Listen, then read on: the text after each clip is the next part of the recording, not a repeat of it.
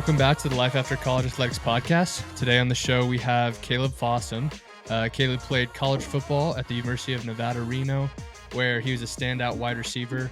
Along with serving as a captain for the Wolfpack, he was also awarded the team's Offensive Hustle Award and led the team with 70 receptions, averaging 10.5 yards per catch.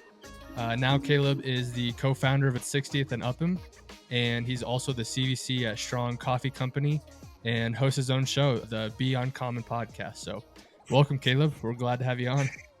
Yeah, thank you, man. Yeah, the Be Uncommon podcast. We haven't done anything in a minute, but that was funny. That was very nostalgic for me. So I appreciated that. Thank you for the intro. Excited to be here, boys. So thank you so much. Yeah, of course. Happy to have you on. For the audience, obviously we shared a little bit about yourself, but we'd love to hear from you. 2-minute drill on who you are, where you're from, what you're doing now. Yeah, man. I'm just who I am. That's such a loaded question, and I've always had a hard time answering that because I feel like when you ask who I am or what do you do and these things, I feel very boxed in by these questions, just because I do think that there's a lot of dimensions to this and this question. So, I'm originally from Lake Forest, California, Orange County area. Went to El Toro High School. I went to Washington State out of high school, and then transferred to Nevada, Reno for my last 3 years. My last 3 years of college. Finished up there. Was training for NFL Pro Days. COVID hit a week before my NFL Pro Day, canceling everything. We know how that went. A lot of people had to deal with that. I was still trying to kind of play and figure some things out. I signed a couple different professional contracts, but just never pulled the trigger to actually go and show up to camps and things like that of different teams, different leagues. And I had an opportunity to move out to Austin, Texas, and I took that. Led me to come out here and take over a gym. That lasted about 2 months. Everything fell through. I moved my life out here for that. And after that fell through, I remember sitting in my living room with nothing in there. It was empty. I was like, dude, what the hell am I going to do here? I'm in this new town. I don't know anybody. I don't know what I'm going to do. I heard Tim Kennedy. I don't know if you're familiar with Tim Kennedy. He ex-Green Beret, MMA fighter. He's a big guy out here in Austin. He's on the Joe Rogan podcast, and he talked about how he opened up a school out in Cedar Park, and that's where I was living at the time. I applied. I was the first hire at Apogee Cedar Park, which is like an alternative learning school, and I had some prior teaching experience. So I landed that job, and that job led me, did its job and kept me afloat, kind of figuring my life out here. And then I met Adam Rothfelder of Strong Coffee, and that kind of took off. And that's what I'm doing now. CVC stands for Chief Vibe Cultivator. That's my self-proclaimed title right there, bringing the vibes and everywhere we go and caffeinating people. But yeah, man, it's interesting. As you know, you kind of talked about, as you leave a sport and figure out your place in the world, how do you adapt and bring the lessons you learned, being a leader, being a captain, being on a team, these types of things, and how do we put it together and form this new person in the real world, and it's been quite the challenge. It's ups and downs. So I'm just kind of excited to dive into it. That's awesome. How did you get connected with Adam with Strong Coffee? Man, so I anybody actually watching this should totally follow Evan Britton. Evan Britton was an ex-NFL lineman turned yogi, very spiritual dude. And, it's pretty full circle actually now, which is funny. So I was a big fan of Mike Stud in high school. I don't know if you guys know who Mike Stud is, probably. Okay, cool. And big fan of him. I saw that he was boys with Evan Britton. I follow Evan Britton. Evan Britton was an ex-NFL guy turned yogi, like I said, had a lot of kind of these things that we're going to talk about, right? Life after sports, after the NFL, like struggling with identity, all these types of things. So I followed him. I was listening. I was absorbing his content. I read his book. Evan comes out to Austin, and I was actually hitting him up. And we were supposed to meet up when he came out to Austin. And then I saw that he posted a picture with this dude, Adam Rothfelder. I'm like, oh, this dude's jacked. He's in good shape. What's his story? I click on his profile, and I see that he owns Strong Coffee, founder of Strong Coffee. And I'm like, oh, I've had Strong Coffee before. I fucking loved it. I think it's a fantastic product. I love the way it tasted. From the packaging to everything, I was very, very attracted to it for some reason. Very, very attracted to it. So I follow him. I hit him up. And I am like the king, and we'll get into it with football, but I'm the king of cold messaging and cold outreach. Like, I got a scholarship from a cold DM. I, Love it. got my walk-on opportunity at Washington State from a cold email. Like I don't, I'll cold call and email all day. And so I hit up Adam, and he goes, "Yeah, man, come through the gym." At the time, they had their HQ at like this gym called CrossFit Central. And it's funny knowing Adam now because I show up and he's not there. He forgot about our meeting completely, which checks out now. He's a very busy guy. He's he's a genius, so he's very just like, oh, So I show up and he's not there. And my buddy Pat at the time that was there was like, "Oh, he'll be on his way." And I'm sitting there, I'm looking. There's only two people there, including his wife. And I'm like, "Man, this is a very lean team." And I'm already kind of thinking like, man, I might need to kind of find a way on here, just kind of thinking about it. He comes over, we hang out for maybe 30 minutes. He gave me some coffee. I went about my way. It was nothing groundbreaking. We did like a little workout and he was cool. He told me a little bit about his life and I left, and that was that. And then the gym fell through about like 2 weeks later, because originally Mm. I went in to see if I could get strong coffee in the gym. Like that was my goal, but like at the end of the day, it was more of a foot in the door. So it's more of And like you're trying to get like strong coffees like an add-on to your gym to sell as well. yeah, I was Okay. like, hey, I'll get strong coffee at the gym, and I wanted to plant the seed. I call Mm. myself a professional seed planter, man, just in the sense of like I will plant seeds with people and kind of manifest things that haven't really occurred yet. And I'm like, okay, I'm gonna go talk to this guy because later down the road we're gonna do something together, or something like that.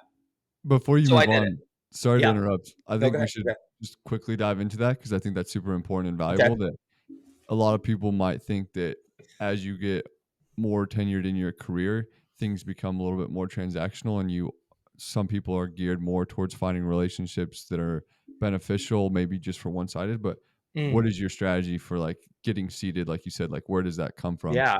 How are you Uh, thinking about those relationships outside of personal and work?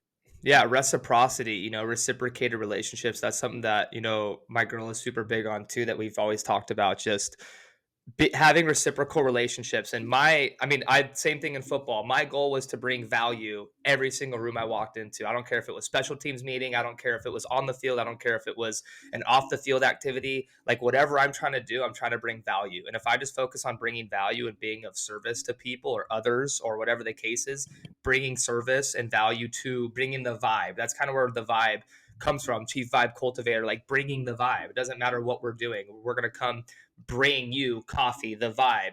When you're of service, it's kind of just naturally reciprocated. The law of the universe, God, whatever you want to believe in, kind of, I think, rewards you this karmic cycle. Like, I'm here of service and I don't think about the result. And for me, it's more like, hey, that's a cool dude. I feel aligned with him. I want to go meet him. I want to go plant that seed. And if you come authentically as yourself and show up and show that you can kind of provide value, then they're probably going to be interested and working with you, hiring you, whatever the case is. So my big thing is always just focusing on value. How can I help you? How can I make your life easier? What can I do without expectation of return? I think transactional relationships are obviously going to be a thing. And if it's too one-sided, there's a double-edged sword of that. Because I have been in opportunities where I've been taken advantage of, where I'm just constantly showing up, and that's the walk-on mentality, right? Of like, oh, I'm just going to continue to show up. Well, at some point, if you're not getting reciprocated value, or you're not getting anything from this relationship, then maybe it's time to reevaluate. So I think that to an extent, right?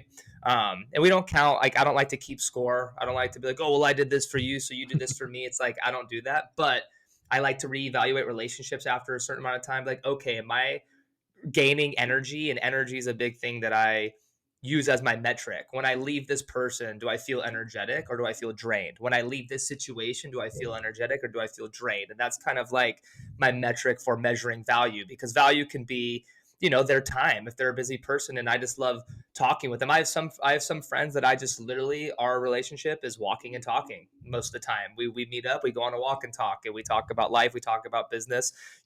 Some friends that you go out and do more deeper things with, like, it doesn't really matter. So I think it just kind of, you just have to kind of gauge that, set those boundaries, and evaluate those relationships.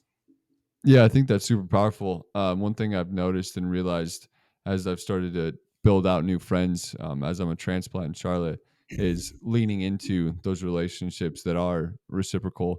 You know, same thing that you do in strength training. If there's a part of your life that, hey, this is going to ultimately set me up to where I want to be or allow me to perform in a certain way, I'm going to lean into that training. Same thing with relationships. If it's Yeah. reciprocal, both parties are benefiting, and that person, if they reach out to you and you reach out to them, then it's a great mutual benefit.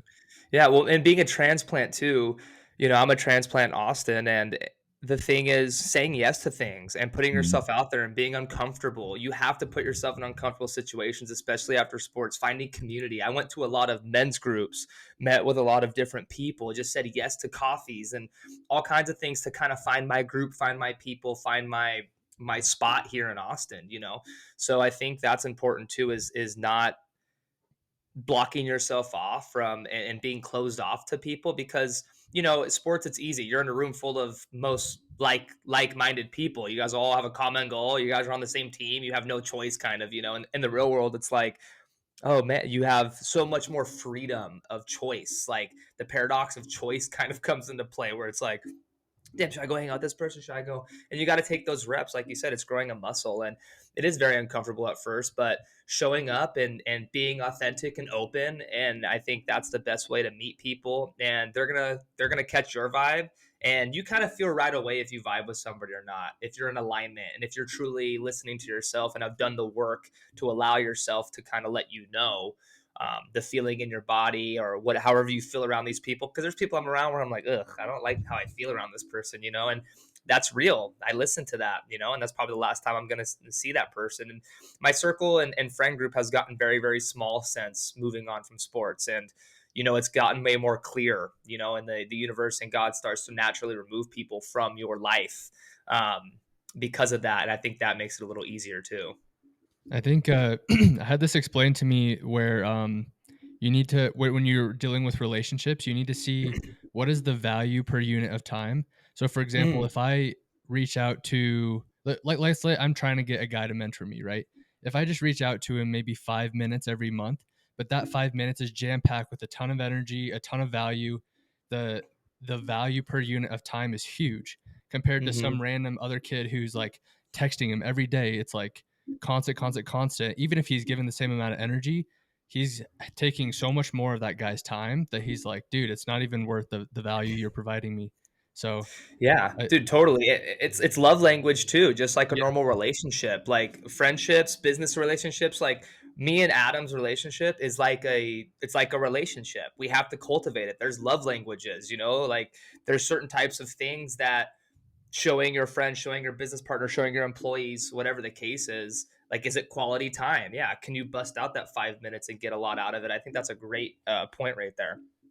Sweet. No, that was all super awesome and helpful. To highlight all those points, I think is beneficial for people listening because they're experiencing the same thing and they might be doubting some of their current friend groups or trying to figure out who is the next opportunity. So just going outside and attending events, like you said, attending meetings is Yeah. beneficial to find and foster those And relationships. reaching Mhm. out. It's okay for you to reach out.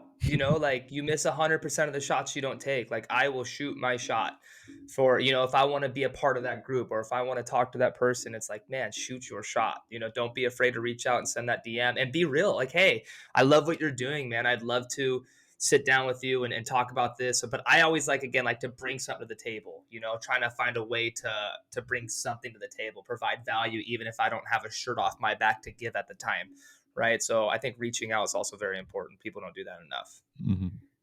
two questions I want to ask you, and maybe we can ask this separate. I'll ask it later, Mhm. but one of them is how do you deal with rejection, like being a walk on for Yeah.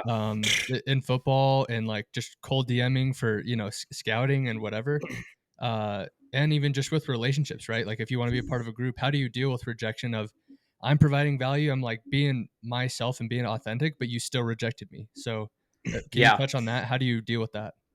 Yeah. 1,000%. I think it's inevitable, right? You're not everybody's cup of tea. You're not going to be everybody's favorite flavor. Not everybody's going to love you. And I was definitely, and still am, a people pleaser at heart, just how I grew up and things of that nature. I like to keep the peace and be a people pleaser and make everybody like me. And when you start to shed that, you let go of all these expectations. And my goal is not to have everybody like me now. but it used to be. And I think the rejection part comes from accepting that not everybody's going to like you, and that's okay. And if you're just being your true authentic self, you honestly don't really care. And what happens is you're going to attract the right people by just being your true self and Mm. doing the things that make you you. When you start to kind of mold yourself to fit other people's expectations, or your not being your authentic self, you start to kind of drift and you don't know who you are. So you're not coming off authentic, and maybe you're attracting the wrong type of people because you're in the wrong places. And that comes back from energy. If I'm going out to the bar every night, but that's not aligned with me, I'm going to be hanging around people that probably don't feel very aligned. You know what I mean? Like, just the things that you're doing, the people you're hanging around, I think it naturally leads to acceptance, because I think rejection comes from when you don't know who you really are. So you're kind of trying to fit in, and it just feels like you're being rejected because you're just not putting your true self forward. Maybe just because you haven't done the certain work, or you don't know who that is yet, which is totally fine. And that's where rejection comes into play. And rejection is usually the blessing in disguise, because you get rejected and you're like, oh, well, I didn't want to be with that person anyway. I didn't want to be in that group anyway, because we don't align anyway. Right. So I think just accepting, God's plan, the way that it unfolds naturally, and just accepting what is, don't try to, and it's very, very hard. I struggle with this daily. I struggle with rejection still. It's a muscle. All these things that we're going to talk about today are muscles that you constantly need to put yourself in uncomfortable situations. And a place like Austin is very, very cool, because it's a very young demographic of people who are, most of them are transplants, that they're all going to these events like, yeah, I just moved here a week ago. And you have to put yourself in those situations and take those reps to get rejected, putting yourself in opportunities to be rejected. That's how you grow. And as a walk-on, it's the same thing. Like, man, yeah, that was a very, very tough 2 years. And, you know, for that part of it, sports wise, and even in, life, if you're scared to get rejected by that girl, what's the worst that happens? She says no, and then you're right back in the situation that you're in right now. Like, okay, that's the Mhm. worst thing that happens. And that's what I thought when I was reaching out to schools. I had several schools tell me no, but for me in my heart, I knew that it only took one. I need one coach to bet on me. I need one school to like me. I need one invitation. I need one foot in the door. And then I find a way to stay. Right. My partner in there, she's I had to grow on her too, right? Let me get a foot in the door, and I'll show you that you want to keep me around, but that's kind of how it is, man. I think just being persistent, being don't let the first no. You're gonna get thousands and thousands and thousands of no's in everything you do, so don't let that first no knock you off of your path. Just keep pushing, and that it'll get me back into that story with Adam. you know did you have another question though? No, yeah, let's talk about it later. Yeah. So, Okay. because I was just gonna say that I use different words for something that you said, but uh, Yeah. rejection is God's protection. So if Mm. you get rejected by something, it's usually because God is cultivating this other place that you're supposed to be. And if you would have gone off track and went with that relationship or whatever, you would have wasted a ton of your time. And so honestly, a quick no is sometimes better, and just keep going down the path. So, Dude, blessing in but, disguise. I love that. uh, Rejection's God's protection. Boom, dude. That should be on your guys' t-shirts. yeah. That was great. But yeah, Um, so you're planting seeds with Adam, and then what so came from that? I'll talk about persistence, and where I left off was like the gym fell through, and what the fuck am I gonna do? I'm sitting here like legit crying. Like dude, I had a $3,000 production DJ system. I love DJing. I love music. I had to sell my DJ system to pay rent. There was a lot of things that I was going through at the time. I didn't have a job. I was kind of getting gypped out of my money at the end of that job. There's just a lot of things. Like, it was raining, it was pouring, and I'm sitting there going, what the hell am I gonna do? And I get a DM from Adam's wife, and she says, "Hey, I'm throwing Adam a surprise birthday party this week. Do you want to come?" And I was like, "Absolutely." And that's like, if I was giving into the fear of rejection or fear of anything, I would have been like, "Nah, I don't know this guy." But I'm like, "Oh, it's a party. He's a pretty popular dude. He's got a bunch of followers. I'm sure there's gonna be a ton of people there that I can meet." And that's kind of every time I've said yes to something like that, even when I didn't necessarily want to go or probably wasn't in the best spot to go, I've never regretted it, because something has always come of it. Like I said, Hmm. planting seeds and just showing up. showing up is the hardest part of anything, man. So it was like I wasn't in a position to show up or bring any type of value that day, but I was like, fuck it. So I showed up. It was me and like 8 of his closest friends. I met this man for a total of 30 minutes. Like I have no idea who he is. And everybody's like, how do you know Adam? I was like, oh man, I don't. I met him yesterday for like 30 minutes, so like I guess we'll meet him more today. And what happened was is we were all hanging out. He were me and his closest friends, and I knew he was a really good dude from that because he was saying thank you to everybody for coming and telling little stories about everybody. And he got to me and he was like, hey man, like I just met you, but you seem like a really cool dude. And like was really cool about it. And so we're on the rooftop of this place and he's passing a joint around and I got violently high. I was like, oh my God. And I'm sitting there though, and I'm like deep in my thought, and I'm like, wow, dude, I should join Strong Coffee. Like, how do I find a way to get on with Strong Coffee? And after the event, I'm helping clean up, I'm helping carry stuff to the hotel. And this goes back to, I was telling my boy last night, finding ways to separate yourself in anything that you're doing. Like, I don't want to be like everybody else. How can I separate myself? Everybody else is leaving. Let me help clean up. It's the conditioning test. Well, then how do I make myself look way better than everybody else? I'm not going to give in to certain things, just start to separate yourself from everybody else and stand out. And it's the little things like staying after, being the first one there, being the last to leave, all those things. I'm helping them clean up and whatever. Just left. Hey man, thanks for the invite. I appreciate you guys. Peace. And then I honestly didn't hear from him for a long time. I was working at the school. I got the job at the school and I was focused on that. And then I was kind of hitting him up like every week for about like 4 months, dude. Like every week, sending a text message, listening to podcasts like, hey bro, heard you on the Skinny Confidential. That was badass. I really related to this. Zero response, dude. It was just all blue text messages for like 5 months. It was wild. And then finally, and now I know the story of what was going on during that time, but finally, Pat, one of the guys that works with us, he hit me up and was like, hey man, do you want to do some content for Strong Coffee for TikTok? And I was like, boom, foot in the door. Yeah, send me some product. I'll make some content.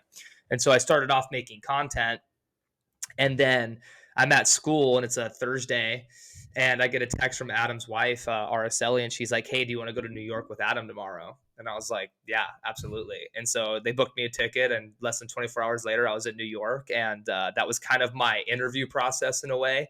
And it was wild. I was in New York with Adam for 2 days, and we just had a wild adventure. We dove into some medicine and took a trip around the city, and it was wild. And we just really talked about a lot of shit. And I think he caught my vibe, and we could tell a lot about each other. And it was funny. I mean, I barely know this dude, and I show up and there's one bed, and he's like sleeping, and I had to like get on the very edge of the bed. I didn't even get under the covers, and it's like 2 a.m. It's just a funny experience how it all broke down. But just the art of persistence, and that's kind of how I've got everything I've gotten, man. Like, I won't take no for an answer. I'll take the third door. The front door's locked, the back door's locked. Well, I'll break in through the back window and find a way in there. And I think that's just kind of how things work out. I think that's really unique. I think at least in corporate America, the interview process are pretty typical. You have your leading up phone calls, interviews, some technical questions, behavioral questions, and then you might have like a longer day process of interviews. But what's so unique about kind of, I'd say, even for like athletics, like when you're being interviewed by a coach, a lot of the times they'll do something unique that'll kind of test your ability outside of being technically sound. It's like what your boss did, like, is a true kind of culture driver. He's like, okay, like this guy is awesome and he's hardworking, but like, will he fit at Strong Coffee? And Yeah. like, I think that's the same thing with like friend groups that you find, not so much on the interview side, but like, okay, do I fit in with this group? Is this really who I am, or is it just a part of comfortability? Do I keep showing up to hang out with these people Mm. because I don't have any other option, or is it because I truly enjoy it? Reflection on a lot of those key aspects is really important once you graduate college. Your time is limited. You're only on this planet once, so you might as well make the most of it. Dude, that idea of inertia, like you said, am I just doing this because I'm doing it? It's like an object in motion stays in motion unless something knocks it off its path. My buddy Luke always says that, and it's it's so true. Sometimes you're just showing up doing things because that's what you've always done.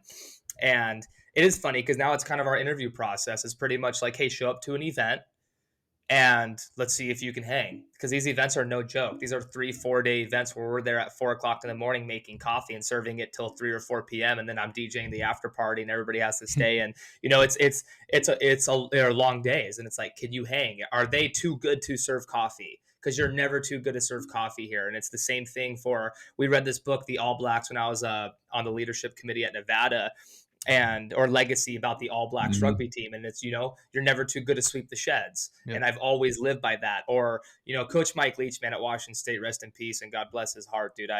That man has taught me so much. I interviewed him on the Be Uncommon podcast like 2 years ago, and I re-listened to it the other day, and I still learned so much from that guy, man. It's wild. But I mean, his three rules were: do your job, be the most excited to play, and be a team. And it's like, what's the job? What is my job? How do I do it? And that's what we want. We want those people that show up and provide value, man. It doesn't matter if it's getting cups, running to fill up water, serving coffee, taking orders. Like, you're not too good for it, Mhm. And the thing that's beautiful about Adam is he's from, talk about being the janitor to the CEO. I mean, that guy's had a crazy life. I mean, one of the craziest stories you've ever heard. And I encourage people to go find more on Adam Rothfeld or Skinny Confidential or the Meat Mafia podcast or whatever. Maybe you guys talk to him sometime. He's got a wild story. But from the janitor to the CEO, and it's like, he's out at these events serving coffee. There's not very many CEOs that you see that show up to these events and serve their product and do these certain things. So I just think that that's very important. And like you said, in corporate culture, I've never been a part of a corporate culture, but I would just assume that if you do things to stand out and take some risks, and my buddy Luke, one of his main rules is don't be boring. And that's, I mean, if you live your life that way, like, don't be boring, man. Show up to an interview. Maybe you start asking questions. And that's like what, my girl, she's a very intelligent woman and high up in a corporate culture. And she starts interviewing people during her interviewing process to make sure that she's a good fit. You know what I mean? Like, are you a good fit for me? You know what I mean? Are you a good fit to be my boss type shit? And so I just think that that's very important, like not being scared to ask your questions and make sure that you're in the right spot? Yeah, I think that's huge. I think like you said, any way that you can stand out it makes a big difference. And I think even with like my experience at Oracle, like the culture always starts with the leader. And I think Mhm. that no matter what it is, like at Canisius, we reread the All Blacks as well, the legacy book, and Yeah. it was crazy because you really notice a difference. I think I noticed a difference with teams who don't have that. It's really easy to see a winning team and be like, "You guys are so great," and you enamor the awards and everything that they're doing, but you don't see the behind the scenes. And it's like, no, those coaches or those captains of the team, they're the ones who are cleaning up the field, and those are the ones who are sweeping the sheds and doing all that. And I think even going to something like parenting, right? It's like we're young guys. None of us have kids, I assume, but like there's always that saying of there's more that's caught than it was taught. Meaning that if you're a dad and you're not setting a good example, your kids are watching you 100% of the time, and they're catching everything that you're doing. And so you could teach them whatever you want, but more is caught than is taught. So I Thousand think that percent. even if you are, if you are down in the totem pole of a corporate job, or you just graduated college and you're trying to figure out your space, if you can be unique to stand out and then go above and beyond and serve people, I think that you'll end up where you're supposed to be.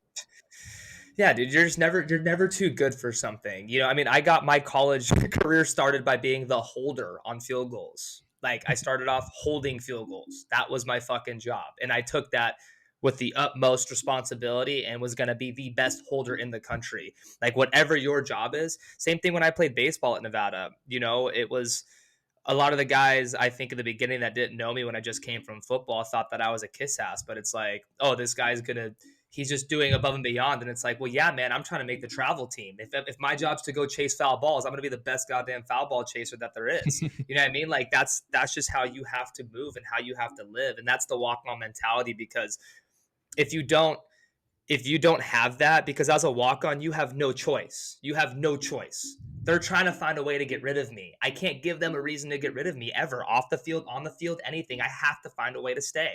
And then Mm. you have to make yourself irreplaceable. And how I think you make yourself irreplaceable is being a culture guy, bringing the vibe, being the glue, right? Like, if you are the guy that they can't get rid of, because everybody loves you and you bring a certain type of energy and passion to the team, or you bring something unique to the table, be irreplaceable, you know?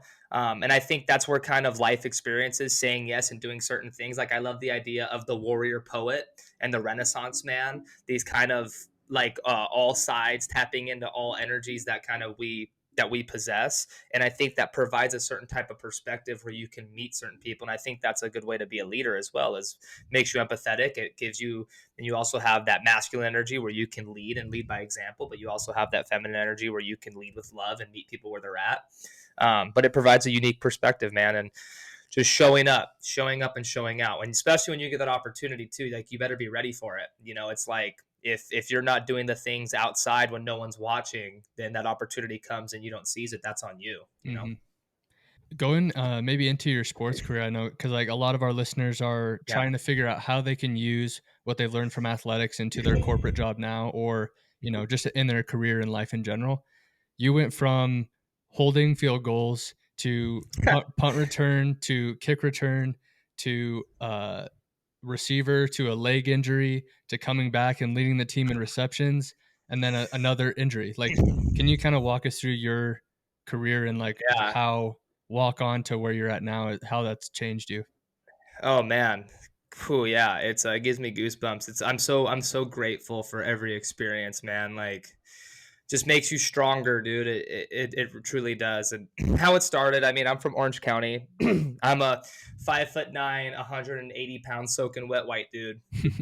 Um, I Sam Darnold beat me out for Player of the Year in California my senior year. So shout out to Sam. But I was in a very competitive space in Orange County. Is what I was trying to say there. And I had a ridiculous senior year, but still got no love. I had a lot of offers for baseball. I'm a left-handed pitcher in baseball, but I wanted to play football. And so me and my dad emailed every school in the country, I think 100 times. I shit you not. Every single coach. Go to the website, find the coaching staff, find their email, send email, like with everything. Like, hey, you need me on your team in the subject line type shit. Like it was just selling myself, right? I got maybe from D1 schools 2 replies, and most of them were, "Hey, we don't have any spots." You know what I mean? And I'm leaving for a baseball game, and my dad goes, "Hey, we haven't emailed the Washington State special teams coordinator Eric Mealy yet." And I was like, "Man," and I'm pretty defeated at this point. I have zero Division 1 looks for football at all. Nobody's looking at me. Nobody at all. And I have an offer on the table from the University of Hawaii for baseball, and the receiver coach said, "Hey, you can walk on if you want to." After they just had an 0-11 season or whatever the fuck it was, which I thought was hilarious. But anyway, I'm about to leave, and my dad goes, "Oh, we should email him." I'm like, "All right, man, if you want to help me send an email, then go ahead." And I'm on my way home from the game, and I get a New Jersey phone number calling me, and it's Eric Mealy. And he's like, "Hey, what's up, Fossum? This is Coach Mealy." He's got like this New Jersey accent, and I saw Coach Mealy 2 years ago at the Mississippi State. They were at Mississippi State at the time, and I went. He's like, "Do you want me to tell you the full story?" He said, "I went like this on my computer and clicked on your email." So by chance, you know what I mean? I mean, Yeah. their inbox is flooded with emails, you know. So he randomly chose mine. I had a good special teams film. He's a special teams coordinator, and he calls me and he goes, "Hey man, listen, I don't know if you'll ever play receiver here, but you can come compete and try to return kicks and punts for me." And I said, "Yeah, I'm in. Like that, say less." And so I pretty much like committed on the phone to be a preferred walk on. It was like, I can't give you money, but you can be a preferred walk on, which if you don't know what that is, it's like you get to come to fall camp. Because if you're a walk on, a real walk on, you have to wait till after fall camp till the tryouts to try out and then make the team like during season. So at least I got to come for the summer and fall camp. So you're pretty much on the team, but you don't get anything paid for, all that stuff. So I commit. I fly into Pullman, Washington, which is a beautiful place. You know, you fly into this wheat field in the middle of fucking nowhere. And summer was all right. You know, we're competing with all the freshmen, and I felt good about that. And then fall camp started, and this was the last year of double days. Was my freshman year, and man, I remember I called my dad after the first day. I mean, if you've seen Remember the Titans, that's kind of how Coach Leach was. He took us to Lewiston, Idaho, which is in the middle of fucking nowhere, and we stayed at these shitty dorm rooms. We practiced on a dirt field. Like it was not fun, and it was 5 a.m. to 7 p.m. to then like 11 p.m. to end film, like every night. It was pretty much to break you down. And I remember calling my dad after my first couple of practices, like, man, I don't think this is for me. I'm a walk on. I remember the first time I ever heard scout team, like, hey, Fossum, go to scout team. And I'm like, what the hell is scout team? Like, I don't know what that is. And I'm just a punching bag for a week, like getting my ass kicked, man. I'm sitting here going like, oh my God, man, I don't think I can do this. And my dad's like, keep going, keep going. And so we're getting closer to mock game week. And that's when they're going to finalize the travel roster. And I keep checking the special teams depth chart every day. And I'm like, fuck, dude, I'm not even a 4. Like, I'm not going to travel if I don't find a way on this field. And I would sneak into special teams meetings. I'm trying to take reps on special teams. Like, get the fuck off the field, Fossum. Like, I'm trying to take, dude, like all kinds of shit. I'm like, I'm trying to find a way on the bus. And Mealy comes up to me and he goes, hey, let me ask you a question. He's like, have you ever held field goals? And I go, yeah, man, I held in high school, which I never held a field goal in my life. And I had to lie to get onto the field. And he goes, cool, you're going to hold the game winner today at practice. Because every practice we'd end practice with a game-winning field goal to practice, a game-winning field goal. And I was like, oh, shit. And I remember I get down and the kicker's like, Eric Powell. He's like, hey, wrong knee, bro. Put your other knee down. I was like, oh, okay. Like, I don't know what the fuck I'm doing. And I snap it, and it's a super high snap. And I jump up, I catch it, and I put it down with the laces out, and he kicked it. And we got to kick the field goal, and everybody was fired up. Like, oh, it was a great hold. And that was a turning point in my career, man. It's so funny. It was such a small play, but that night, Coach Leach would show effort clips every night. And I finally made an effort clip. At the end of it, the last play was, hey, great job by Kaleb Fossum, great kick by Eric Powell, like great effort. And I was like, oh, and like getting noticed, I remember my boys and the freshmen like kind of looking at me like, yeah, dude, good shit. You know what I mean? Like finding a way. And I'm like, oh my God. And Eric's like, Coach Mealy's like, hey, you're the holder. And I remember River Craycraft, he's on the Dolphins right now, but he was kind of a guy that took me under his wing. And he was like, never have I ever met somebody who made the travel bus holding field goals. It was just a funny story, but that turned in. It's like, if you're good with a little, you'll be good with a lot. So I took that to heart, man. Like, go be the best fucking holder in the country. And that led to me being the scout team punt and kick returner. So in practice, I'm going against the starting punt and kickoff team. And I'm scoring left and right. I'm pretending to be Christian McCaffrey. I'm pretending to be DeAnthony Thomas. Like, that was my role. And so I worked my way up to the backup. And we're getting ready to play UCLA. It's the Friday night before we take off to fly in. And Gabe Marks, who's the number 1 pass catcher in Pac-12 history, he was our punt returner at the time. And he walked in late to a meeting. And he goes, Fossum, you're starting tomorrow. Fuck. Well, here we go. You know what I mean? Like, here we go. I started against UCLA at punt returning. It was cool. Nothing really happened. They shanked all the punts. And then I was the punt returner, but nothing really big happened. And then we're playing Washington. So I've gained some trust, right? You're showing up every day. You're gaining trust. I've had some cool holds. I held the game-winning field goal in a double overtime game in the rain against Oregon. Like, it was just wild. It's raining. I'm like, and these are like things that are going through my head. Like, if I drop this fucking field goal, like, I am the most hated man in Pullman, Washington by far. Like, it's a field goal. You have one job, So it's kind of it's a very stressful position, actually. If you've never held field goals, it's very stressful. But it led me to, we're playing Washington. We're getting our ass kicked. And this is just kind of like squeaky wheel gets the oil. And we're getting our ass kicked. And the last kickoff was like a 10-yard kickoff return. And our guy got tackled at the 10. And I'm in Mealy's ear. I'm like, hey, coach, put me in. I'll take it to the house. Like, I'll take it to the house, dude. And he's like, shut up, Foss. I'm like, kind of like, get the fuck away from me. And I'm like, no, I'm serious, man. Put me in. Let me get the next one. Just chirping. And he goes, fine, fuck it. Get the next one. Let's see what you got, tough guy. That's what he said. Tough guy. I was like, all right, yeah, fuck it. And I was like, oh my God, he's putting me in. And so I remember going out there to get the kickoff, and I walk right by Leach, and he goes, who the fuck is number 38? As I'm walking out there, I'm like, oh my God, like, Coach Leach doesn't even remember who the fuck I am. Like, what's going on? And I get my first college touch, and I took it like 50, 60 yards or something against Washington, and a great return. I kind of got the team a little fired up a little bit, and it was a great return. And Coach Mealy comes to me, he goes, hey, you're starting in the bowl game. Great. Go with a little, you'll get more. The opportunity comes. What the fuck are you going to do with it? And bowl game was great. We played Miami. We ended up winning the Sun Bowl. I fielded punts in a fucking snowstorm. It was the first time it snowed in El Paso, Texas in like 20 years or something. It was crazy, but had a flawless special teams game in the snow. It was wild. So I earned trust again. Going into my sophomore season, I was told if I have a good sophomore campaign, I'll get a scholarship.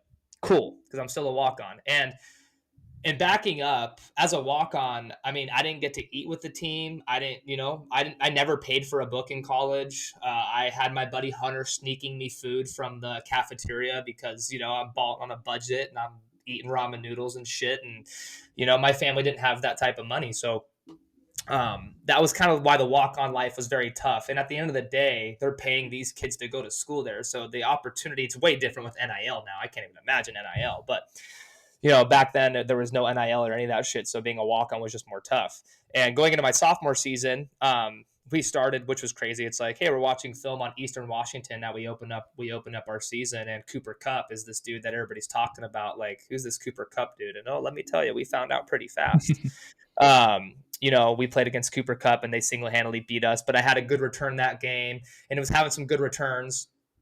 And then there's always adversity. We're playing Oregon State, and all I have to do is fair catch a football, and I got a little too greedy with 2 minutes left in the game and tried to make something happen. I fumbled it in the 5-yard line, and they fell on it and scored and went up by 4. And we have a minute and 30 seconds left to win this game, and I'm like, oh my god, I'm not going to go back to Pullman. I just fumbled that fucking punt. Like, what am I doing? And thank God for Luke Falk and Gabe Marks. We come back, we win, we have a crazy game, and I get pulled aside, and I was good, but not great at that time. Like, I was having some good returns, but I wasn't doing anything special. I was sure-handed, and that was my thing. And then I go and fumble a punt. So Mealy's like, dude, what the fuck are you doing? Like, if you don't make something happen next game, then I got to move you out, man. Like, you got to make something happen. And pressure's on. And then going in against Cal, and this is when shit started to get kind of spiritual for me. I started to get into visualization, and I'm very, man, I have interviews with I'll be driving, like Joe Rogan's interviewing me, right? And I'm like pretending that Joe Rogan's interviewing me and I'm like answering questions and, shit like that. Like, he's raised my hand at the end of a fight. Like, I start to visualize crazy shit, and sometimes they come true. And so I started doing that in college, and I'm visualizing what I'm wearing. I'm closing my eyes and seeing myself in my uniform. What am I wearing that game? How do I feel? And I'm in the shower and I'm doing like this play-by-play where I'm like, oh, Cal versus Washington State at this 7:30 ESPN game. Washington State wins the toss. They choose to kick. Cal goes 3 and out. Kaleb Fossum about to return the punt. Kaleb Fossum down the sideline. I'm saying this like in my head and in the touchdown Cougars. This whole thing. And I get into the game and I'm like, fuck, man, it was wild. It's a 7:30 ESPN game. It's sold out. I still remember it. It was wild. And I remember Cal gets the ball. They receive. They go 3 and out. And I'm going out to catch this punt. I'm like, holy shit. And as soon as the kid kicked it, I was like, oh, this is it. It was like something overtook my body because I saw it in my head 100 times. And I caught the ball. I took it 75 yards for a touchdown. And it was the first punt return touchdown Washington State had in like 15 years. And it was a wild experience, and it was just a very solidifying moment in my career where I was like, I meant to be here. Because for a while, it's like you're scratching and clawing, man, like left and right, and you're just like, am I supposed to be here? Am I doing anything? Am I gonna have that moment? And it was a moment, and it was like, holy shit! And it gave me that confidence, like, dude, I just scored a fucking touchdown on ESPN, and like, for a kid like me, I wasn't supposed to go D1. I tell everybody all the time, like, it was, I wasn't supposed to be there, So it was just a crazy moment. And then I think real quick to kind of go to that point. So when you have that moment, you're like, wow, now I finally get here. I think a lot of people would look at your confidence when you're chirping in your coach's ear, or, you're just trying to like sneak in and practice and try to get reps and like, get the heck out of here. You know what I mean? It's like, what gave you that confidence to kind of just go in and like, was it the thing we talked about with rejection earlier is like, if I don't do this, then I'm just gonna end up in the same spot. Like, I'm already a walk on. What's the worst thing that can happen? So, well, yeah, like, what gives you that confidence enough to say like, I've never held a punt or I've never held a field goal before, but I'm going to do it, and then just being super dialed in so that you can take advantage of it and earn the trust like you're talking about.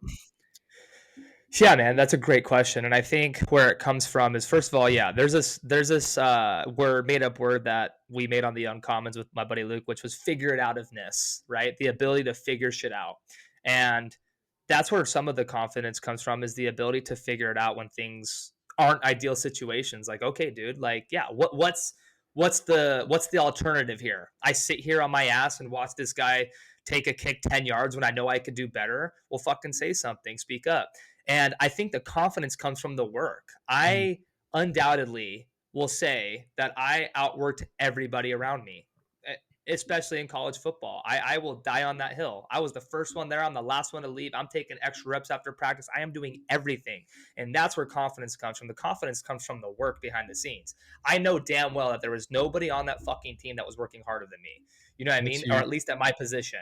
And that's where the confidence comes from. I sacrificed so much to be there in that moment that I know it was inevitable, and same thing with Strong Coffee. I know that there was nobody on the team at these events that was working harder than me. I found a way to separate myself, and I take that to heart. Like, I'm going to outwork everybody. You guys are hungover from the night before. I'm up early. I'm making coffee. I'm and that's like where that separation comes from.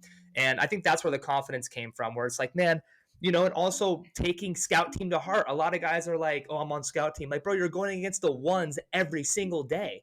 And our defense held Christian McCaffrey to under 100 yards total that year when he was up for the Heisman. So you don't think I'm getting better against that defense, So it's like knowing where you're at and using every opportunity, going into the weight room and just being that fucking guy. And then when the moment's called, I was terrified. Every time the ball was kicked into the air, bro, I'm shitting my pants. But when I touch that ball, I hate hesitation, especially in football. And that's why Coach Leach loved me I was anti-hesitation, right? You can't hesitate. I catch that ball, fucking go, man. Time to make something happen. You have to fake it till you become it.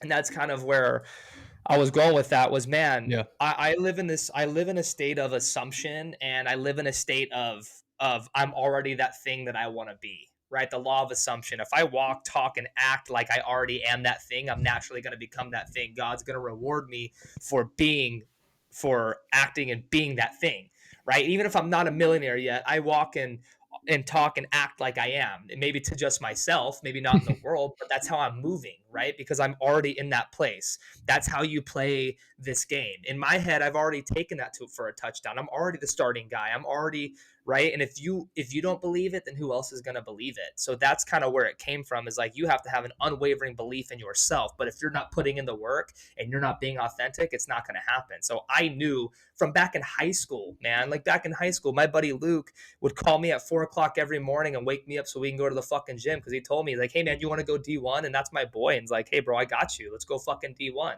And he texted me before that game. Like, I feel like something good's going to happen today, so the support system is huge too. If you have a couple people that have your back, it's like those days where you're not feeling the best. It was like, I would just think about high school, man. You woke up every day at 4:00 in the morning for what? To not take advantage of this opportunity. And it's funny because it is that thing, like, oh, the waking up and doing those types of things, but that's creating separation. I just don't believe that anybody else was doing what I was doing. And that's where the confidence came from. And then that's kind of what took me from that position of sophomore year was cool. I was like third in the country behind Dante Pettis, who was one of the best punt returners ever in college football, and then Christian McCaffrey, who was up for the Heisman. So I had a pretty good, sophomore campaign special teams wise. And then into the bowl game, I got to play little receiver, and it was cool. After the season, we're doing midnight maneuvers, which midnight maneuvers are where Coach Leach would take us out at 12:00 at night to 1:00 in the morning on school nights, and make us do workouts in the freezing cold. And you had to go to class the next day. They were doing class checks at 8 a.m. If you weren't in class, you're getting punished, like all kinds of crazy shit. But after 1 week, I'm working my ass off, and I'm not getting really noticed on, like, I didn't get a black shirt, which was like one of the hardest working guys on the field. And I'm like, why the fuck? Like, and so I was talking to my dad. He's like, listen, man, he's like, we can't do this anymore. Like, you need a scholarship or you need a transfer. So I went into the office and I was trying to call my bluff. And I go, hey man, like, well, first I talked to Coach Nickel, who, man, RIP, passed away. There's a handful of coaches, man, in this world that were just amazing human beings. And I go up to him and I'm like, hey man, he's like, Foss, I love you, man. He's my receiver coach. And he goes, but we're paying this guy. He's like, and that's the reality of the situation, man. He's like, I can't start you. Like, you're not on scholarship. And like, that's the politics of this game. Fuck. Hey, shot me straight. Got it. And I go to Coach Mealy, like, hey man, I need a scholarship. And he's like, hey man, I don't have that for you. Probably your senior year. And I'm like, man, I thought we were talking about after my sophomore year. I'm now, and so I go, well, I need my release papers printed out on the spot and signed. Here you go. Oh shit. Wow. Well, and it was a really like another defining moment. I'm walking out, and my boy TJ, who's a starting receiver, made a scene and was like, "Man, fuck that! Like, you're not gonna give my boy a scholarship, man!" Like all this type of stuff, and made like a little kind of a scene for me. And I think it started to make the coaches go, "Oh shit," you know. And then, what do? I figured out. I call my dad. I go back to square one, man. Like what are we gonna do? So I started doing what I do best. I start DMing people. I start messaging people. I put together a little highlight film. I started DMing coaches. I DM the safety coach at Nevada Reno, and he gets back to me like that. And he's like, "Hey, man, Matt Mummy is our offensive coordinator. Matt Mummy's dad invented the air raid offense with Coach Leach. Mm. It'd be a fit." Immediately hits me back and goes, "Hey, man, you will catch 70 footballs in a season, and we'll throw the fucking ball to you." And I was like, "Bet, where do I sign?" And he goes, "And we play Washington State week 3." And I go, "Bet, I'm done. I'm committed." He goes, "You want to see the school?" I go, "Nope, And I'm what's there." funny is you caught 70 receptions for your Oh, junior dude, year. he didn't lie. He He spoke did in not lie to me. existence. No, man, I legit. He said 70 receptions, and so I get the scholarship offer. I accept it. Word gets around to the coaching staff at Washington State, and they go, "Hey, you can't do that." And I go, "What do you mean I can't do that? Hey, you can't transfer when we play you." I go, "I'm a walk on, man. Yes, I can. Those rules do not apply to me." You know, and so I'm sitting in California training, and I get a call from Coach Leach and Coach Mealy, like, "Hey, man, we want to offer you a scholarship to come back, and Mm. you get whatever number you want. You can be the guy." And I'm like, "Okay." And I call my best friend at the time, Hunter Dale, who is still at Washington State, and I go, "Man, they offered me to come back, and I loved it there, man. I did not want to leave." And he goes, because I was gonna go back. I was gonna go back, and he goes, "Dude, don't come back here, man. Go get what you deserve. It's gonna be the same thing if you come back here. Like, go be the guy at Nevada." I'm like, "All right, fuck it."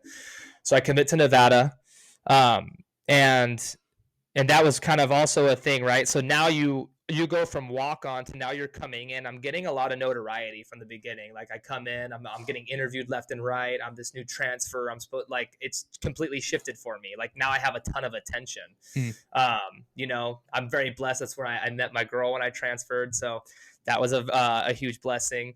All part of the But I plan. get, yeah, all part of the plan, bro. And so when I get there though, I have this notoriety, and my receiver coach, who I still talk to this day, was Coach Timmy Chang. He's now the head coach of Hawaii. But we kind of had this thing, and it's weird. It's like you finally get what you've been working for, and I felt like I was starting to take my foot off the gas, and the football gods were noticing, and I was starting to get content. I'm the guy. I'm starting receiver. I'm starting punt returner. I'm starting kick returner. My face is on every fucking poster. Like I'm starting to feel myself a little bit, you know.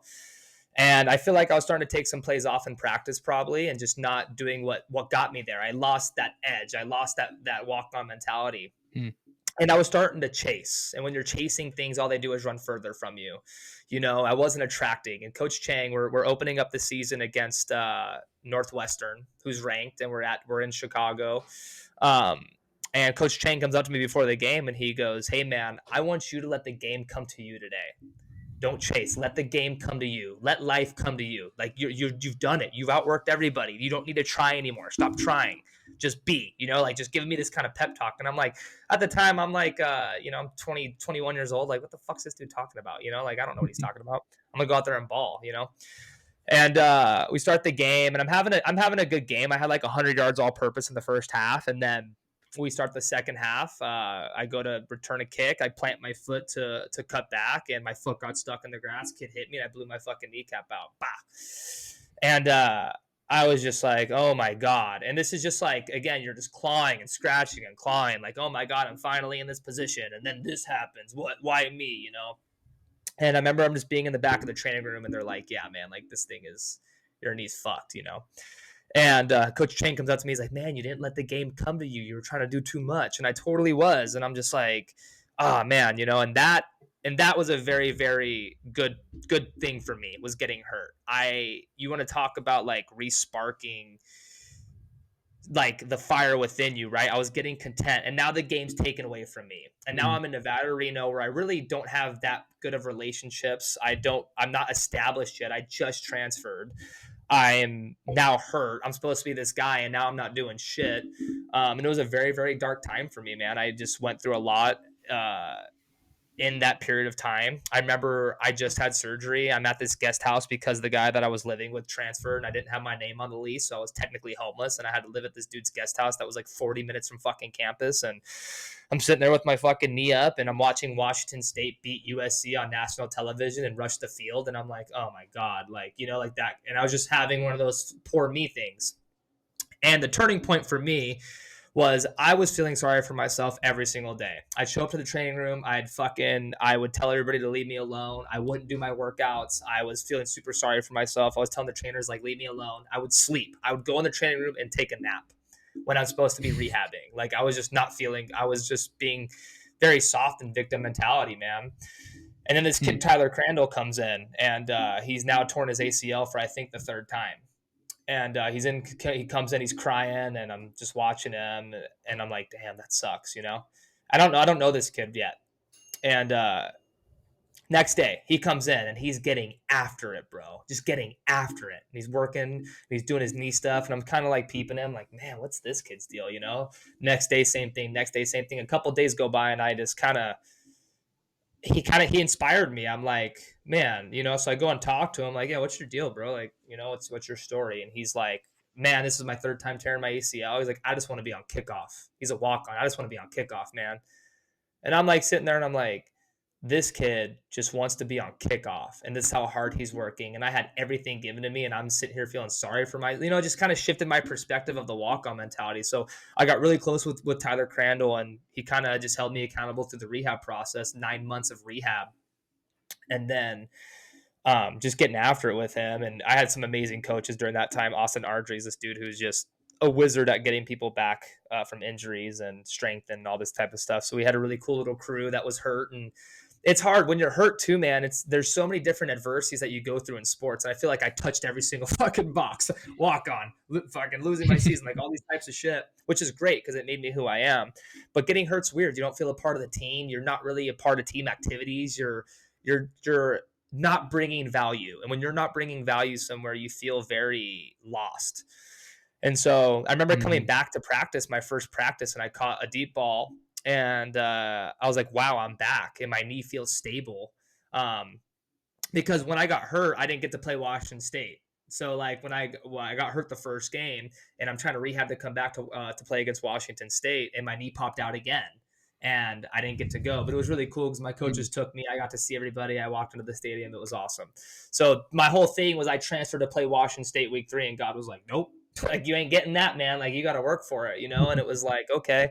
So coming back, you know, once the thing that you love's taken away from you, you get the opportunity to come back onto the field. It's like, well, what are you going to do now? I've never been so excited to go to practice. I was like, oh my God, I get the game back. So it kind of ignited this thing in me that I wouldn't have normally had. And then on top of that, there's more to the game, right? When I got hurt, it's next man up. The kid that came to replace me was a freshman All-American that year. So it's not like, oh, hey, here's your spot back. Like, hey, bro, you know, so we kind of competed, and we were boys though. So we were competing, but we were kind of the 1-2 punch. We, you know, and came back that junior season and had a great season. You know, I had the 70 catches. It was great. Put myself on the map a little bit. And then what happens? I just feel like I go through this constant thing in life where I do good, where I let go and I let Jesus take the wheel and let the universe unfold. And I'm just excited to be here. And I'm grateful for where I'm at. And I'm very present. And then I start to get a little bit of success. And then I try to grab the wheel and try to force things. So I'm starting to read my newspaper clippings. I'm starting to read the articles about myself. I'm starting to feel myself, and I'm like, man, I might have a shot at the NFL, you know? And I started to get a little too serious, I feel like, going into my senior year and just kind of pressing a little bit. We had a quarterback change, and me and him weren't seeing eye to eye and all kinds of stuff. And the senior year was just super shitty. And I ended that with my last play of football was a play across the middle. I got fucking blasted. I popped my shoulder, a grade 5 separation, tore my deltoid off, and Jeez. it just added to the resume, you know. And so the senior year was just very down. It was up and down. It was just not. It was crazy, and that was like, and I'm just pressing, right. I'm a captain, which is great, but it wasn't what I expected. It wasn't what I trained for. And I'm like, man, what the fuck? And I'm just mad at the world. I'm mad at Nevada. I'm mad at my coaches. I'm blaming everybody else for that season.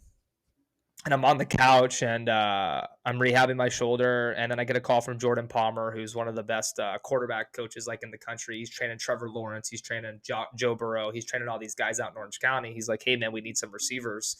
If you want to come work out as a receiver and stuff for your pro day, like let me know. And I was like, well, because I was gonna hang my cleats up. I was like, well, fuck, man, you know. And then he called me and go out there. I start training. I'm training with all these guys, the Josh Allens, the Sam Darnolds, the Joe Burrows, the Christian Kirks, and I'm just like with all these NFL guys training and learning. And oh shit, we have an opportunity. And then COVID hits, right? So it was just a crazy journey from that sports career and going through all those different adversities to leading up until COVID, to where pretty much I hung my cleats up after that point. But that like 6 year window was just a whirlwind and a roller coaster, but all the things have just led to here and gave me all these types of tools. And those adversities and obstacles have only made me stronger. So crazy story, wild story, but super thankful for it.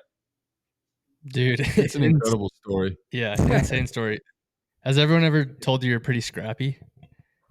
Yeah, I've gotten I think it's funny, as a white dude, like a small white wide receiver, I feel like that's just what you get in general as like the Yeah, okay, commentators. fair enough. He's a scrappy little Julian Edelman type guy, like but yes, I have heard that and I appreciate that. And it's Yeah, almost like if you don't use it, you lose it too.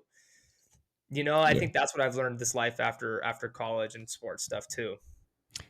You have something that's unique to the rest of the population, maybe not as unique to us as athletes, but it's the association game. I Mm, picked this up, at least like how to describe it, from James Clear, his book mm, on atomic habits. He yeah. talks about there's examples of people who want to change their life, but the first thing they need to do is associate their life with who that person might look like.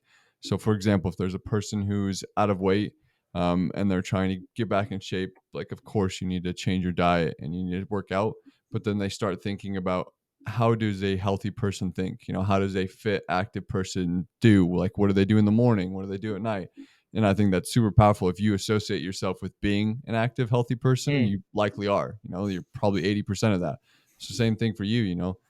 That's what got you the opportunity to play. You're like, okay, like, even though I'm a walk on, like, I associate myself with the starter. I associate with myself with someone who's not as scared of getting that opportunity. So you just go and do it. That's who you are. You don't have to think twice about it because of that association.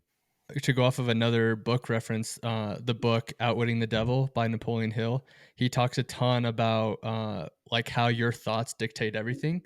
And so if you want to be a millionaire or you want to be the starter receiver, you have to, in your mind, think that first and be able to see yourself as that person, because your thoughts will lead to your actions. Your actions repeatedly will build the confidence, like Kaleb was saying, and the confidence will allow you opportunities that, because you've done the work, now I can take advantage of the opportunity, build the trust, and continue to actually become that person. So, yeah, mm. 100% with what you said, Rylan. Well, it's all like vibrational, right? And like when I'm talking to kids, it's like how there's certain levels of this vibration. If here's me catching a ball and here's me dropping it, if I'm constantly thinking, I don't want to drop the ball, I don't want to drop the ball, I don't want to drop the ball, God and the universe work in absolute, right? Like, so it's like all they hear is drop the ball. It's if I catch everything, I catch everything, I catch everything, I catch everything. Like you have to kind of touch those vibrational energies. You have to put out into the world, and I firmly believe, man, I have delusional optimism. Like I am delusionally optimistic. And I have so much evidence that God and the universe is working for me. I mean, man, we met Justin Bieber like 2 months ago, where like that was like a thing I was playing with. Like, just like there's just certain things that that have been happening in my life that, Mike Stud, coming back to the full circle moment, we just signed Mike Stud to a collaboration deal with Strong Coffee. And Mm, it's insane because it's like, this is a dude that I've been watching since high school. So I have so much evidence playing college football at that level, bro. I had no business being up there. I had no business seeing the field. There's 5-star athletes and these guys that are freaks out there. But I think I'm the epitome of hard work beats talent when talent doesn't work hard. Because a lot of people, I'll tell mhm. you, man, like fall camp. Everybody's excited day one, man. Everybody's at the locker room early. Day two, oh, everybody's there. Day 3, oh, maybe guys start to kind of fall off. Day 4, guys fall off. Week 2, it's me and Lucas Weber who were the captains at the time. The only two guys in the locker room early, right? And it's like it's consistency. I think that's the biggest thing out of all this shit is like who are you consistently when no one's watching? That's the testament of your true character. Like, are you only going to catch balls because coach is watching you? Are you only showing up to work because your boss is there, early so you want to get the credit? It's like that's not how this works. It's like you have to genuinely want that. You don't have to love the process, but you have to crave the result of what happens as the compound effect, which is another great book that we read during that leadership committee, was the compound effect. And that's what I think I take most from football is the compound effect of little daily actions that just add up over time to huge gains. And it's like, you know what? In football, it was easy. I know that if I show up every single day, if I show up early and I'm the last to leave and I catch 100 balls after practice, I'm probably going to get better. And when you get to real life, this Mm-hmm. is where it gets kind of hard because there's no scoreboard. There's no ROI necessarily on what you're doing daily.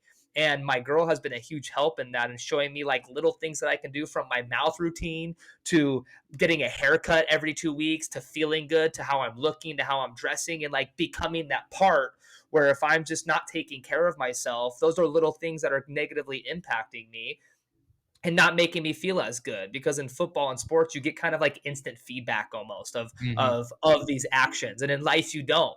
I might see the seed that I planted 10 years ago, it comes 10 years later or something like that. So I just think that you just have to constantly be doing the little things. And that doesn't matter, like I said, if that's a haircut, because it makes you feel good and makes you feel better, makes you show up better because you look good. Like there's just certain things that you have to do once you kind of remove yourself from sports to keep up and not losing that edge, man. Because when I got done, I once I was done with sports, it's a hyper masculine area, right? College football, super masculine, a lot of toxic masculinity, and I kind of shifted my life. I was like, whew. And I grew up in a very toxic masculine household. My dad had a lot of toxic masculinity characteristics where I was, almost like shied away from being super masculine, and I was like, okay, well, I'm going to dive into no structure, free living, kind of hippie for a little bit, man. I was, super artsy and free spirited and doing a ton of mushrooms and smoking weed and just kind of like figuring out my life, touching the extreme. I've always felt like I've touched the extremes of all these things to kind of find my balance. And I went super, super like feminine energy, not, feminine energy meaning just free spirited. Not as structured, because for my whole life everybody's telling me where to go, when to go, and how to do it, and now I'm like, well, fuck that, I'm going to take some time to not do that. And up until probably like last year, I got back into mixed martial arts, into jiu-jitsu, and into these things that into boxing, into fighting, into some of these things that are more masculine, to bring that edge back out of me, because I felt the warrior wanting to come back out. Every time fall comes around, my body starts to get a little like, and it's your body knows. And so I've learned that I have to keep that warrior alive in me, and that's by, whether it's boxing or jujitsu or the types of workouts I'm doing. So that's also been a huge thing for life after sports, is not losing the edge and the walk on mentality that got you there, because certain jobs or certain things you can start to lose that, and Mm-hmm. it's now you have to work so much harder, because nobody gives a fuck if I don't show up to work out now. Nobody cares. Nobody cares if I don't work out. Nobody cares if I don't go do the little things. Coach isn't here to to chirp in my ear about not going to a team meeting. Nobody gives a fuck about you. Like, honestly, you know? And when you're done with football, you realize in sports that no one gives a fuck about that either. No one really did. It's like it was cool for the time. Oh, you played sports? That's awesome.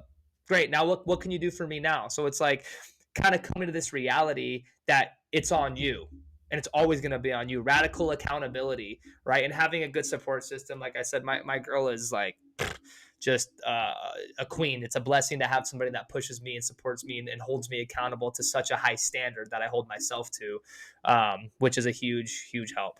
Fuck yeah. Embrace the moment. Like you Mm, mentioned, like nobody cares what you do or where you end up. Like you ultimately, of course, you have your family and you have your friends who do care, but even to a higher degree, the only person that is going to care about what you do is yourself. mm, And if you're not working towards those things that will ultimately satisfy your future self, to wake up. It's it's Dude. time to make a change. Easier said than done. People get in deeps and valleys. You've been there. We've all been there. But if you can ride those deeps and valleys on an upward trajectory to the up and to the right, embrace that. Embrace being in the moment. I mean, like you said, this is all easier said than done, man. And Mm. this is a daily practice. It's a daily battle. I do not want to wake up and work out ever. Like that's never a thing I actually want to do. But I know that if I want to be in good shape and this and that and this, then I have to go, and it's making sacrifices. And I can't imagine, like we talked about, being a father and having a family and then doing my things. My buddy Daniel Anderson is an amazing person, and he was telling me, like, when you become a father and you have a wife at home, you are the back of the line, man. You're the back of the line, and so it's even harder to do the things that you have to do. So it's, and my mentor Brady, well, I'm a part of this program called True North, which is amazing. It's a group of people that he's kind of working with, and his whole deal, we talked last night where he said, this is the hardest it's ever been, but this is the easiest that it's gonna get. Like moving forward, like today, Mhm. this is probably the hardest. I'm dealing with more shit that I'm wearing so many hats and strong coffee is shit I've never done before. You know what I mean? Like, I don't know how to do X, Y, and Z for a business. Like, I'm out here fucking helping grow a business when I've never done that before. And it's great because I'm learning, I'm doing all these things. It's like I'd much rather go field a punt. You know what I mean? Like, that sounds way easier to me than helping run a business.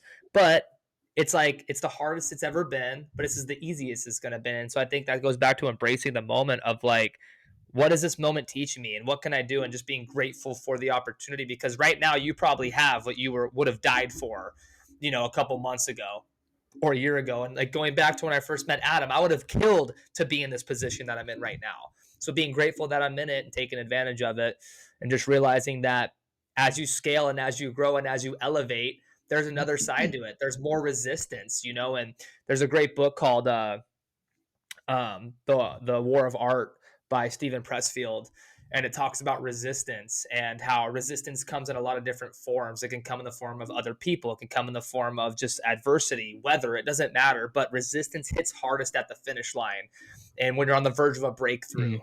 Right. So you're getting a ton of resistance, like, man, why me? Why is all this shit happening? My car broke down, this, that, all this types of shit. And it's like, man, that's just resistance coming in. Because as you elevate and as you grow, as you become, more of a follower, whatever the case is, the devil, the negative shit, like, shit tries to come after you, man. Right. So it's the more that you grow and elevate, the harder it's going to come. So I think that's also, like, pressure is a privilege, right? Pressure is a privilege. If shit's going on and people are looking at you and and you got to show up, that's a privilege, man. Mm. So remembering that.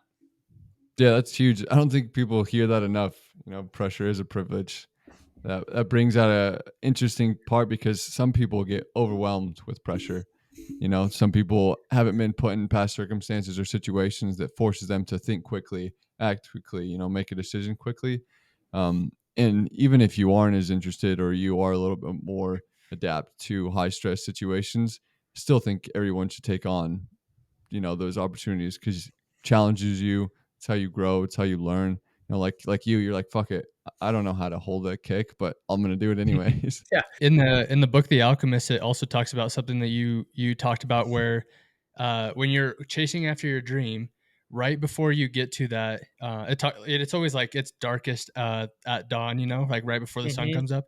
But it's like the universe tests everything that you've learned up to that point before you make it to the next level. And so when you're Whew. talking about with pressure, it's like the hardest part that's going to happen is right before you actually reach the success, and you just got to push through it. Dude, And yeah. another thing I wanted to touch on is that I think the biggest transition between college athletics and the real world is jumping from a finite game to an infinite game. Mm. Because in football, like, it's known players, I know the rules, I know what an outcome looks like that is success. But now I'm going into the real world and I know some of the players, but I don't know all of them. And I know some of the rules, but I don't know how the rules are going to change. And I don't know what success looks like. And so the goal of just life after college athletics is just to keep playing. And so that is based off of your habits every single day. And if you can transfer your habits from a finite game like football into the real world, then you more or less are going to be successful if you can just keep playing. Jake, I think we might have to change our podcast name to the Infinite Game. Yeah, dude. Yeah, Woo, That, dude, I dude, love that that. That is, was a banger, bro. yeah, That was a banger. that was heat. That was really The good. The Alchemist is an incredible Yeah, book too. That's my girl's favorite book, and she gifted that to me a little over a year ago. And same. I remember I read it, and I was like, dude, I read it in like 2 days. I was like, dude, this is a phenomenal book. And to piggyback off of that, bro, I think, like you said, life after sports, getting into the infinite game. And I think how do you win at the infinite game is you realize that you're the one that makes the game. You're creating the rules, you're creating Hmm. your own reality. And I think, like, my advice to people that have just finished sports or whatever is take some time to sit with yourself. Don't give into the pressure to jump into coaching or jump into the next thing, or like take some time of solitude, live by yourself, do some things alone, take some time to meditate, pray, whatever it is that you do, to see what comes up and see what is naturally burning inside of you to go do. And whatever urges are coming up, go feed into those urges, those creative expressions, and go live those. For a period of time, it was like I painted every day for like 60 days. And it was like that was my expression for a little bit. And it was like great. And then there's other things that would come up that I would just naturally let myself go to and and and express, and things would happen because of that. Relationships came of it, all kinds of things. And so understanding that you're creating the world, you're creating the rules, you're creating your own reality every single day in this infinite game, and understanding that you bring so much value. You may not have any hard skills yet, but your ability to be on a team, your ability to take coaching, your ability to learn on the fly, right? Your ability to lead a team, maybe manage people, maybe you understand certain things that being a college athlete and an athlete in general, you are already ahead, like the military, right? You learn so many things, the discipline aspect, showing up daily, your workout habits, right? There's so many things that you bring to the table as an athlete. So knowing that as you're going to these job interviews or these types of things, don't get overwhelmed. And I'm the type of guy that there's a couple interviews that I was on when I was kind of in between jobs where they're like, you don't meet any of the requirements, but like, and I'm like, yeah, bro, well, you give me something, I'll learn it. You know what I mean? And it's because it's not being scared of that rejection. I don't have Hmm. any of these requirements. Who gives a fuck? Send the resume, because they might see college.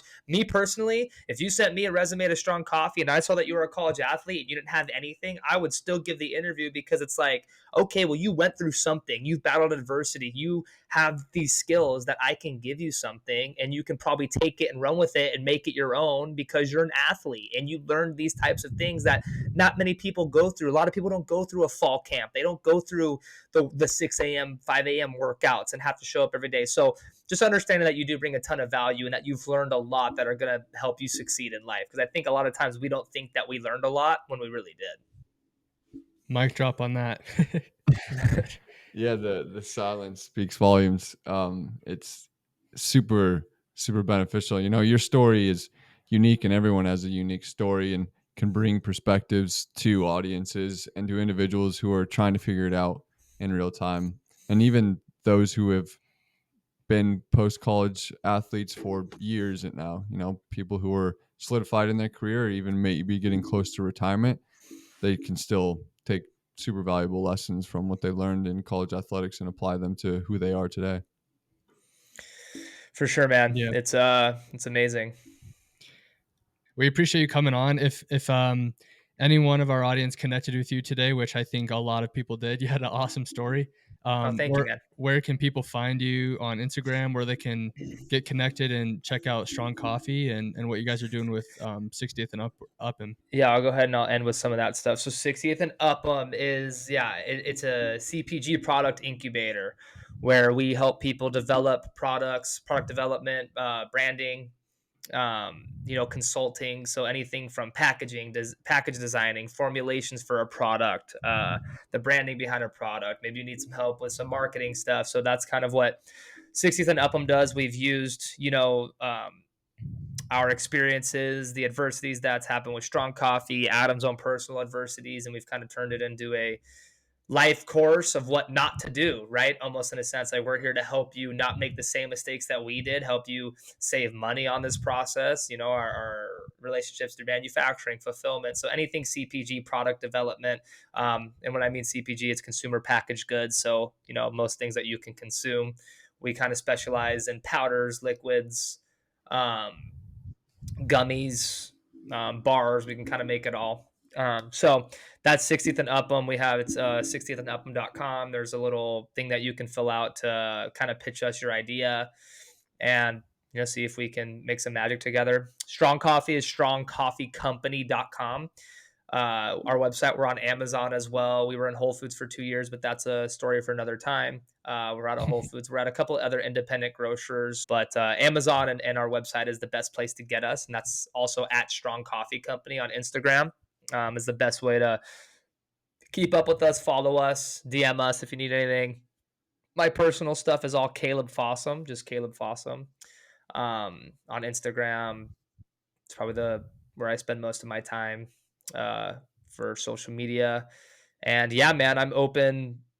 I'm open, man. If there's anybody that felt that resonated with it or has a question or comment or concerns, I'm an open book. I love to have conversations. I love to talk about this type of stuff. So please feel free to reach out. Sweet. That's huge. Thanks for coming on. It's a pleasure to get to talk to you and to share your story. So yeah, we really appreciate it. Oh, thank you guys, man. Ryan and Jake, you guys are awesome, dude. I think what you guys are doing is fantastic. I think it's a great platform, man. I think more people need to hear stories and just understand that they're not alone, and have a place to talk and resonate, man. It's not easy. It's not an easy transition. So I appreciate you guys giving me the space to tell my story. Thank you guys. Of course. Yeah, we're happy to share your story and happy to help you grow strong and free. And thanks again for your time on a Saturday. Yes, sir. Always, guys. Well, much love.